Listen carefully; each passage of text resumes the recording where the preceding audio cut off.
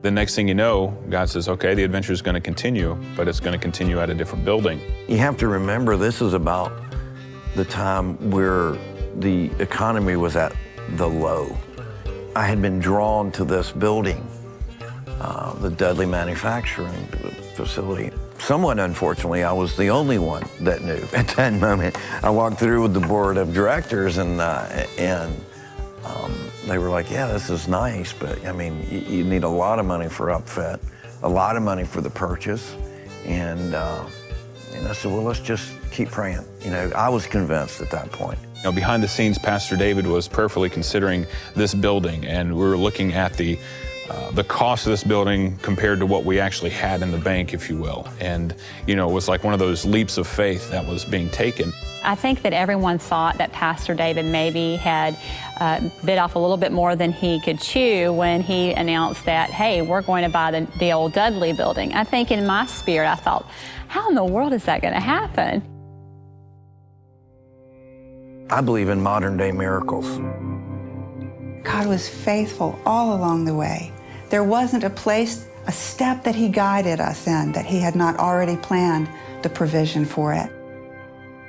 We offered $2.6 million with $20,000 in the bank. In 30 days, we had closed on the property and had $1 million cash for upfit. It was kind of a bittersweet thing because a lot of the growth that had occurred in a great way in that building. There was memories there. And then at the same point, we're looking forward and going, but we're about to make a whole brand new pack of memories. We're about to see God do even more amazing things. And I heard that they needed a builder for this new building that they had purchased, which is this facility now. And I prayed about it, and God kept just doing some things. I got a phone call, and it was Pastor David, and he wanted to meet with me. So I went in and met with him, and I ended up being the general contractor for the building. And it was the first commercial job that I had ever done, and it's 80,000 square feet. So we started on the church build. Over 100 people showed up that night, and I think over 800 and some people served, 20-some thousand hours. It was almost comedic. It was hilarious, because we'd be sitting there and go, wow, we really need to figure out how to structure the stage mounts and stuff. And then, you know, somebody stand there and go, well, I'm an engineer. You know, I mean, over and over, as the right person, right time. People in the congregation would come straight from work, and they would come straight to the church, and they would be boxing things up, and they'd be taking things in their cars, and they'd be moving them over here.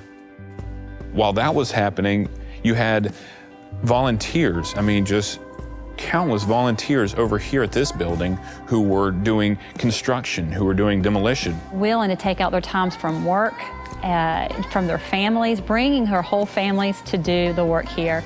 That is exciting to know that we were definitely on the path that God wanted us to be on, because these people worked until the very end. And it's a servant's church. So all these people that had come out that had never served God, I'd never served God before, and she hadn't either. We started serving the Lord in His house, building His house for His people. And, you know, that changed our lives, and so many other lives as well. It was miraculous, honestly, to watch it happen and watch it unfold. God is looking for people to come to Him and align themselves with His Word. And the Bible says He looks around the whole earth for people that want to do things for Him, so that He can pour Himself out on them. And this place it's a modern day book of Acts.